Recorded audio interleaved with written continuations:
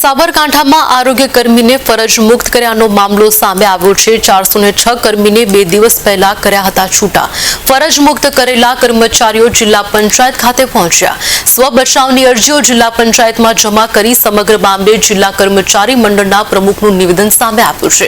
સરકારની કાર્યવાહી સામે આરોગ્ય કર્મીઓમાં ભારે રોષ જોવા મળ્યો છે। હવે આજ રોજ સાબરકાંઠા જિલ્લાના તમામ કર્મચારી જે 406 કર્મચારી ફરજ પરથી મુક્ત કરેલા છે એવા તમામ કર્મચારી સ્વ બચાવની અરજી આપવા માટે જિલ્લા કક્ષાએ તમામ માન્ય મુખ્ય જિલ્લા આરોગ્ય અધિકારી શ્રી અને માન્ય જિલ્લા વિકાસ અધિકારી શ્રીને કાગળ આપવા આવેલા છે। જો એમનાથી બનતી કોશિશ થઈ અને જો કર્મચારીને બચાવતા હશે તો પ્રયત્ન કરશે।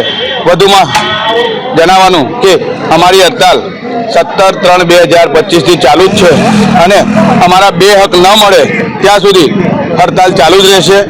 ગાંધી ચીટિયા માર્ગે અમારી હડતાલ ચાલુ છે, એના જ માર્ગે અમારી હડતાલ ચાલુ રહેશે જ્યાં સુધી અમારા બે પ્રશ્નોનું નિરાકરણ નહીં આવે ત્યાં સુધી।